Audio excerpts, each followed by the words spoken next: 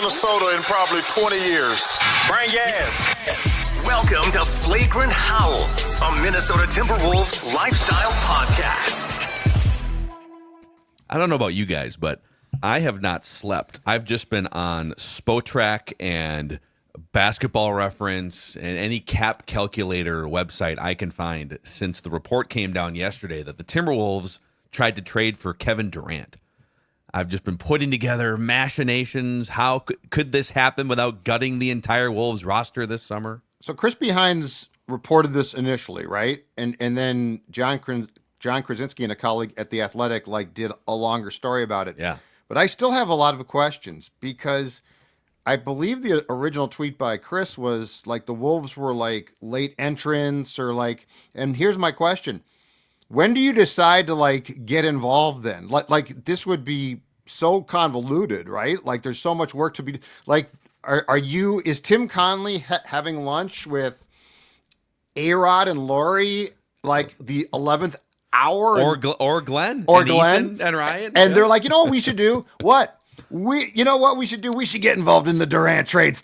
Maybe one of the Ishbia brothers was in town. Maybe one of the brothers who was buying the twins. Maybe there was a little lunch had, and then Matt was on speakerphone. I love it. FaceTime. Could have been. Yeah. Just a lot of questions. And maybe they were all, before we dissect this, at Parlor Bar together yesterday, enjoying some of those fantastic Parlor burgers, Judd. I hope that they 100% were, because you know what? Those Parlor burgers are fantastic. And let me tell you now, Sports Dad's going to continue to emphasize this. Do not sleep on the fried chicken sandwich because it's great. In fact, a great idea. Get a Parlor burger, a fried chicken sandwich, cut them in half and share them because they are absolutely outstanding. There is also their craft cocktail menu, which is great. Kitchen open until midnight on both Friday and Saturday. And here's why the Ishbias and Conley might have been at Parlor, because it is in the North Loop. It is right near Target Center. So perhaps they started to talk. They were enjoying a few, hopefully, cocktails, great Parlor burgers, and said, let's try to do a Durant trade. But most importantly, they left a great tip because they said Parlor's outstanding. Yeah, actually, I have to correct you on something. The second apron doesn't allow you to split the sandwiches. I heard that actually what transpired was the waiter wore two aprons to signify. Two aprons, not one, to signify. I know you're all on the second apron. I heard you can take a fourth of the chicken sandwich, actually 3/4 of the burger, and that's okay because it's not 50% of it's a whole thing. It's a whole thing. It's got to go to another table. Yep, it's gotta go to another table. And then you got to get something back, and then you can spin that off. Yeah. Would you rather add a 4-point shot to the court or a third apron in the luxury tax brackets? Please don't. So the Wolves have to open a restaurant in Target Center. Second apron. The second apron. It's got to happen. And maybe next year it can get rebranded to the first apron, where there's a little more menu flexibility. It's great. We'll get to the Durant stuff here in a moment. Just a recognition that last night was a great win for the Timberwolves. It's a back-to-back, and you got this Rockets team coming in they've been struggling a little bit lately, but that's a really talented Rockets team. And Dillon Brooks just can't resist poking the bear. I feel like I in some ways I get the Dillon Brooks thing a little. You need a little menace on the team who can get under guys' skin, but I feel like there's certain games, and you've seen this in the playoffs with that guy too, where dude, just let it be. Yeah, it's a back-to-back. And Anthony Edwards said, "Yep, from that point forward, the fatigue was gone. I was zero dark ant basically." Awesome. And he puts up, over 2 nights, 90 total points in the back-to-back.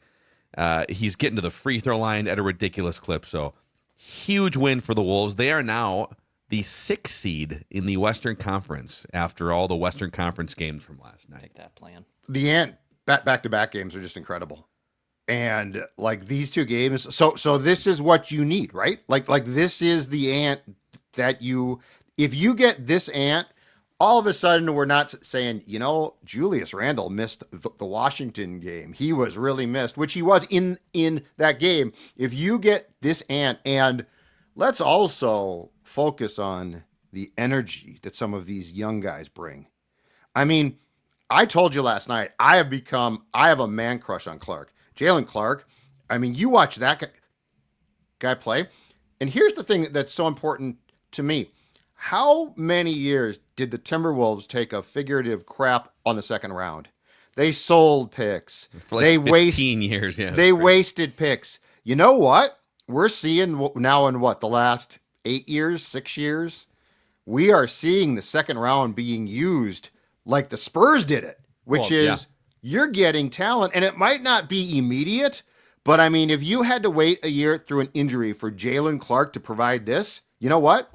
Okay, cool. And Connolly did this in Denver. He found, I mean, obviously Joker is like the crown jewel, right, of a second round pick. But he's been able to find really good players in the second round. So yes, not just selling off the pick for the extra dough makes a lot more sense. And I think Connolly and his staff probably also deserve probably more credit than just the organization as a whole. Yeah, well, the biggest question with Jalen Clark was he tore his Achilles, I guess, at the end of his college run. But then the second biggest question was, okay, so you have a definable NBA skill set and that you can defend tenaciously and you're going to bring that. And that's awesome. But what can you provide offensively? And he has spent, and there was times, and Judd, you would get to those playoff games early too, where this regular season's over and the Wolves are in this month and a half playoff run. And I tried to get to the arena like 3-4 hours early just to settle in before things got chaotic. And during that time before fans got to the arena, the Jalen Clarks, the Josh Minotts, the Leonard Millers, the guys who are on the team but not going to play in game 6 against the Nuggets. And the work Jalen Clark put in on his jump shot while he was out and recovering from Achilles surgery is showing up in these games now. The guy hits a handful of threes last night. And then Terrence Shannon Jr. comes in off the injury, literally just walks on the court and bangs a three in the corner 10 seconds into his first possession. So they only played him 7 minutes last night, so he got the one stint, and then I think he came in for like a minute late, maybe in the fourth quarter. But yeah, dude, Jalen Clark, Terrence Shannon Jr., Dillingham, giving you sparks here and there. These guys are in the rotation now finally. What Clark is, and this is the difference. So when Jaden McDaniels is playing well, he's great, and he brings a ton. But you always feel like Jaden is a bad quarter or a bad half from his confidence going in the tank, right? Watch Jalen Clark play. There's a certain, I don't know what he's got, but it just looks like he's locked in. I don't know if it's because he knows that his defense can't slump or what, but like watch his approach, and that's what I want. It's not just talent, it is this just steadiness. Like to me, Jaden McDaniels is not steady. He can be really good, but then he goes in these spurts where it's like, what happened to him? Jalen Clark, I'm not saying that his shooting won't slump, but I think because he knows exactly what his skill set is, he doesn't seem to have that roller coaster of, oh my God, now it's gone, now it's back. So I really, really respect his game. Also, credit to Finchie riding the Naz Reid lineups through. I mean, Naz is a starter now with Julius out, but Finch was asked after the game last night, hey, you kept it kind of small there, and he said, yeah, I mean, well, they couldn't stop our lineup. So if that means that Rudy Gobert needs to wave a towel on the bench, that's cool. But yeah, Naz Reid was plus 25 in his minutes. Jaden McDaniels was a plus 22 in his minutes, and then Ant doing his thing. So that was a great win last night. They outscored the Rockets 35-16 in the fourth quarter and just absolutely ran away with that thing. Okay, do you guys want to get into some Kevin Durant trade speculation here? The summer of Durant. Ready? Okay, so we're talking July. Or Durant, are we talking June? Or June. June. Agreement comes. Talking June. Kevin Durant to team with his good buddy Ant. So, Judd, you kind of touched on the order of events yesterday. Yeah, Crispy Haynes was the first to report that, hey, a team that came flying in at the last minute to make something happen was the Timberwolves. I mean, if you're the Wolves, you probably don't go into the date because there's all this Kevin. Well, first of all, there was all this Jimmy Butler to Phoenix. How can Phoenix add a piece to maybe salvage this thing?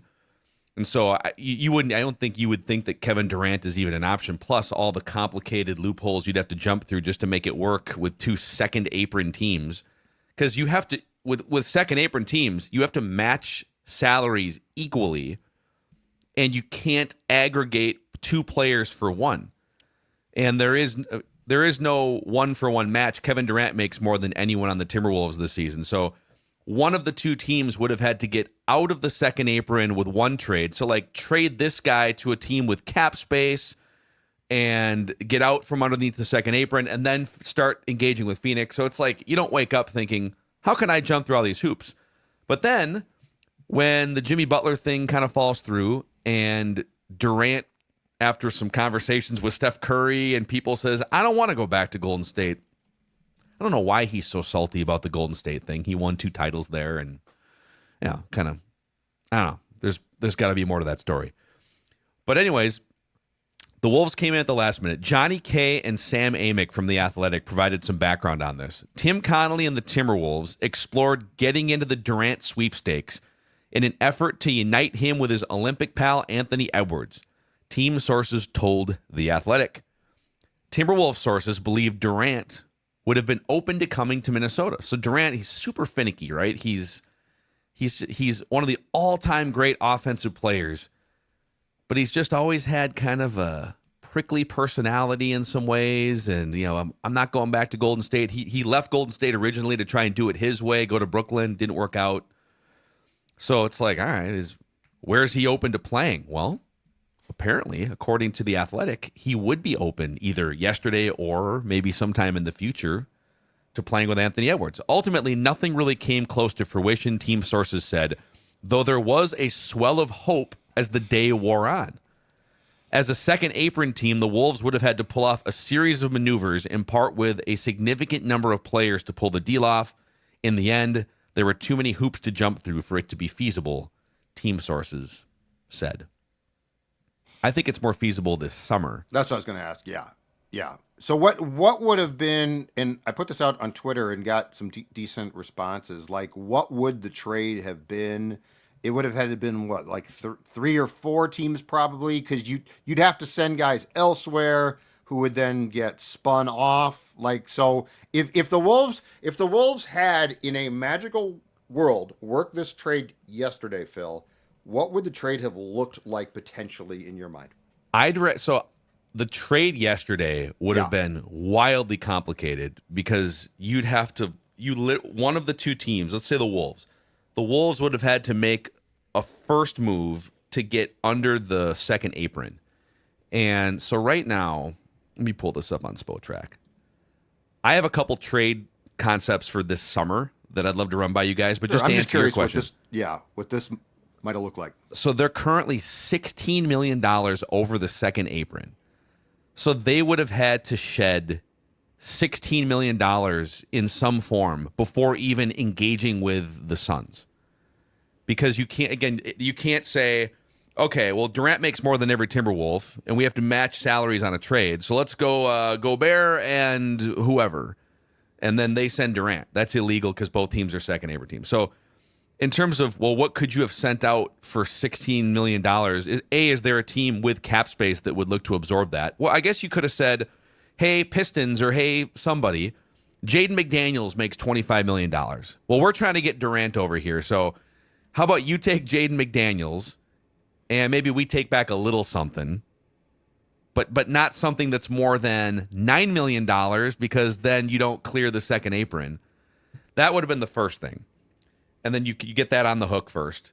And then you go to Phoenix, and it would have just been to do it all in like an afternoon. And not to mention, if you move Jaden and another piece or two, and DiVincenzo's hurt, what are you putting on the court for this season? So, yeah, we got Ant and Durant, but we had to send Rudy out for salary reasons. We sent Jaden out for salary. That's my question. Because you got to get under the second apron, but then you need more players to go get Durant and value to send. So it's like it's the matching, it's the getting under the second apron, it's the matching of the salaries, and it's the value that you have to provide to get a player of that caliber. Right. So to pull that off, period, is really hard. To pull it off in one day, just let's all take a deep breath. And the Wolves are a good team as constructed. So this summer, all right, let's go forward into this summer because I think this is a real possibility. It sounds like Durant's 37 years old for next season. He's 36 now. He'll be 37 years old. He's still a really good offensive player. He's not the all around, top 3 player in the league that he maybe was 5 years ago, but he is a killer offensively still. So he's averaging 27 points a game, super efficient. He's still shooting like 40% from 3-point range. He does not have a no-trade clause. So now Phoenix, they could have just shipped him to Golden State, and Golden State said, yeah, I know we could do this because he doesn't have a no-trade clause, but we don't want a disgruntled player. Yes. But, it's not like he doesn't get to fully dictate this like Jimmy Butler did. So he's 37 years old next year. He probably looks at this and says, I got a couple years left. I'm bored with Phoenix, just like I got bored with Brooklyn. Anthony Edwards is a breath of fresh air.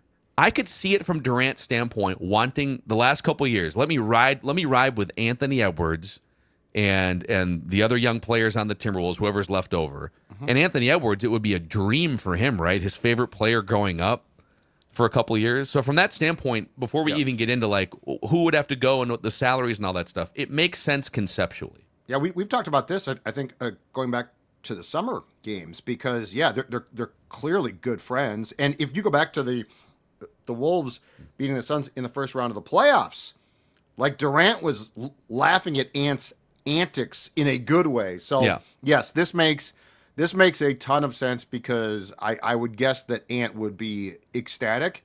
And as we saw last night, when Ant got pushed, an engaged Ant is very hard to stop.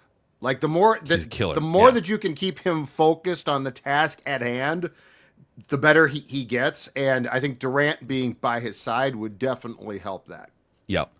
Yeah, he's those guys together and Durant being kind of almost like the secondary guy to Ant could be a really interesting thing there too. So Durant has 1 year, $55 million left on his contract. He is eligible for a 2-year, $120 million extension, which would take him through age 39. And I do wonder if he's looking at this as I got 1 year left and then I'm eligible for the 2 years, 120, and that takes me through 39. That's it for me. I've got 3 years left and that'll be the end. Would that be a prerequisite for him to not be disgruntled? Again, you could pull the trade because he doesn't have a no-trade clause, but would he want to say, listen, wherever I'm going next, I want it to be a 3-year situation? 100%. And so if you're the Wolves, you'd have to kind of figure that out too. Do we want to be paying this dude essentially $180 million over 3 years in his late 30s? But the mechanics of a trade. So the Suns are a second apron team. They are, I believe, like 15 or 16 million even for this summer. The Suns are, let's see here. They are $16 million. No. For this. No, I'm sorry. I'm 2 years ahead here. They are $14 million into the second apron. So the easiest thing to do to create more options would be for the Suns to just ditch like $14 million somehow. Could they trade Grayson Allen $17 million to somebody? He's 30 years old and just get under the second apron. If they don't, then it's a little more complicated because it kind of limits what they can do in a trade. But you basically need a salary match with potential loopholes that I will explain. So trade number one is Kevin Durant, $55 million. For Julius Randle, who would opt in this situation. Hey, we're going to send either to Phoenix or somewhere else, and maybe you can work on an extension with your new team or whatever. Or not, you can just play it out. So it'd be Durant for Julius Randle on an opt-in at $29 million, and Jaden McDaniels. And then if you needed to find like another throw-in piece or something. And this doesn't include any draft picks that are going left or right. So if you did this, you'd still have room. And we should put a warning label on this. I am not a capologist, but I spent several hours throughout the night trying to figure out this really fun scenario for the Timberwolves. So if you see leaks in our capologist game, just let us know on social media or in the YouTube comment section. We are not real professionals. We are here for entertainment purposes only. But if you did this, you would trade Julius Randle and Jaden McDaniels for Kevin Durant. You'd still have room under the second apron to sign Naz Reid for $25 million a year, but you'd lose Nickeil Alexander-Walker. Mm-hmm. So your starting five would, in effect, be Anthony Edwards, Kevin Durant, Naz Reid. Like, Durant's kind of a stretch four, but he's a wing. He's kind of a hybrid, like, stretch four wing. Naz Reid's kind of the same thing. So you'd have Ant, Naz, Durant, Gobert still, and then like Dante DiVincenzo back in the starting lineup, with your bench being, now Mike Conley's still under contract for next year, so he's still on the team. But Conley, Dillingham, Jalen Clark, Terrence Shannon Jr., and then any vet minimum guys that you can get your hands on. Which you could now, correct? Yeah. I mean, you got Joe Ingles last. Tyus Jones was a vet minimum guy. Right. So there's dudes out there for sure. And so where would you be with this trade and Durant coming back? Where would you be apron wise? You'd be below. So you would be below, between the first and second. Can't believe there's still some restrictions, but being below the second apron is the most important thing. Okay. Yeah. Okay. So you would be trading Durant for Julius the 1 year left after he opts in. Now if Julius could say, I'm opting out, and then okay, I'll give you another scenario that might work. Okay. But you lose Jaden, this really talented player, one of the better on-ball defenders in the NBA. So you would lose that defense. Durant's not playing that level of defense. But Jalen Clark steps up as a wing defender. You'd also lose Nickeil, though. So you'd be losing Jaden and Nickeil, adding Durant, increasing workload for Jalen Clark, increasing workload for Terrence Shannon Jr. and Dante DiVincenzo, obviously. Wow. Interesting. I would certainly be inclined to think about that. Now, what I will say is the exchange of draft picks would be hard, because I don't even know at this point how much ammunition from a draft pick standpoint the Wolves have left. I mean, they've got the one that might fire from the Pistons, but because of the Gobert trade, they're pretty hamstrung there. And it partially depends, I think, too, on not just the name. What do you think you're getting from Durant as far as career arc goes? Are you getting, because it's not peak Durant, but he's still really, really damn good. So I think the question that you probably have to ask yourself is, because you know it's going to make Ant happy, which is important, but like, what version of Durant are you getting, especially if you, like you talked about, Phil, sign him to the extension? Yeah. And by the way, like, I have not included any first round. There might be a future first going out, or that Pistons pick or something. Yeah. So that's all. Yeah, like part of the calculus is, I mean, you're watching LeBron James play at a really high level at age 40. Right. Durant takes care of his body. He's been relatively healthy the last couple. He played like 75 games in the regular season last year. So here's a second trade option presented by Wolves Realtor. Let's shout out Wolves Realtor here before I give you the second trade option. Absolutely. So how about free tickets to the Timberwolves and OKC Thunder game on February 23rd? It's a Sunday. It's going to be one of the biggest games at Target Center this season. Likely have Chet Holmgren obviously back, and that's going to be a dogfight. You can go to wolvesrealtor.com to register for your chance for free lower level tickets. And of course, if you have any real estate needs, you're looking to sell that house, you're looking to buy that house, very complicated process, as I am learning in the last 24 hours. Heather can help you out. wolvesrealtor.com to find out more and to win those Timberwolves tickets for Sunday, February 23rd against the Thunder. wolvesrealtor.com. Plus, everyone gets a schedule magnet as well. Love it, love it. So, okay, here's another trade possibility for Kevin Durant. Reckless speculation. Now, with Nickeil being a free agent and Naz likely opting out to become a free agent, that you could re-sign either one of them. But with Na off the books, and then let's say Naz exercises his right to decline the player option, you are below the first apron. You're actually below the first apron this summer with just Nickeil coming off the books.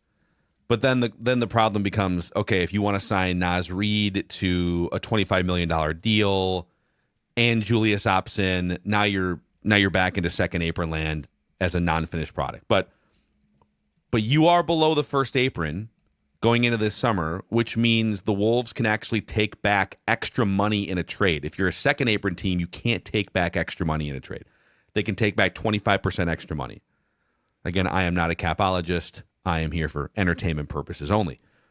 So what you could do, I think, is take on Kevin Durant's $55 million and then send out Rudy Gobert's $35 million and say Dante DiVincenzo's $12 million.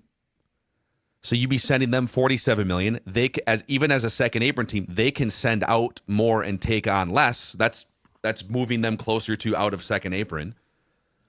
You can aggregate players together because you're not a second apron team. Mm-hmm. So you could take in Durant and send out Gobert, DiVincenzo. You might have, I don't know.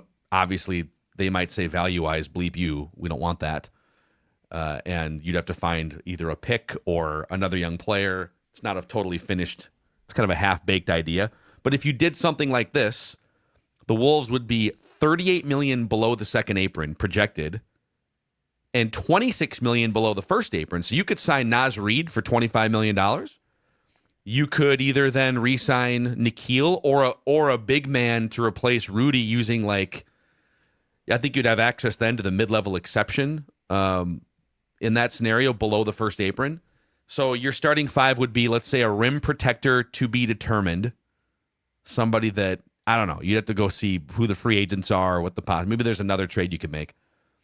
Kevin Durant, Naz Reid, Anthony Edwards, I'll say Rob Dillingham in the starting lineup, or Conley, because Conley's still under contract. And then your bench would be, you could bring back Nikhil, so your bench maybe is Nikhil, Jaden would still be on the team, but no DiVincenzo, no Rudy Gobert, Terrence Shannon Jr. and Jalen Clark. Both you're lacking defense, obviously, on the rim protector side. Both of these have obviously their pitfalls. I think I'm inclined to take scenario one more, though. I think scenario one to me makes a little bit more sense. I mean, look, Jaden McDaniels has actually been playing obviously a lot better basketball over the last month, 6 weeks, but I think I know who he is, and I'm not too worried about losing him. And Rudy Gobert, even though the rebounding has fallen off and he's a punching bag, he is so integral to the part of their defense that I don't know if just taking him out and plugging in center X, who might be younger and cheaper, I don't know if that fit works either. And I kind of want to see Dante still get run here. So I think if you were to ask me which one I would like to pursue more, I think I lean scenario one more than scenario two. I would probably agree. The DiVincenzo thing, I would really like to keep him. One, because of his contract. His contract is really, really favorable. And two, I think the guy that we started to see before he got hurt with the turf toe is him. And that is a major contributor. The other thing that we don't know, too, is as much as some of the fan base does not like Gobert and never will, he does bring an element that is very important to this team defensively. And I think the last two games, it's funny, without Julius, Gobert is so finicky. Without Julius, I think you started to see him play more like he can, partially because he's happy. I think Gobert, it's all, am I happy? Am I satisfied? Do I feel part of the team? So, but starting with DiVincenzo, I would really like to keep him and ride this contract. So I'm with Dex. If you're going to do one of those two trades, I probably am more inclined to do trade one. But then there's the third scenario of what if you just don't trade for, is this just this sort of fantastical idea that sounds super fun, but it's more rooted in fantasy basketball. Like, oh man, Durant plus Ant, because right, you could make a case that the Suns are trying to do what we're talking about here, and it's failing. Let's put together Booker and Durant, and let's get Bradley Beal. But what about the rest of the team? Just throw a bunch of random dudes out there, and it's not working in Phoenix. And the problem too is, or it's not a problem. The issue is this: if you make this trade or one of these two trades, you put immediate pressure on yourself to win a championship now. So I guess my question is this: what is the Wolves' intention here? Because if the Wolves' intention was just to continue to pursue a championship and you're coming off a Western Conference Finals berth, you trade Cat, which is an acknowledgement of the fact that Tim Connelly didn't think that Cat could get you there.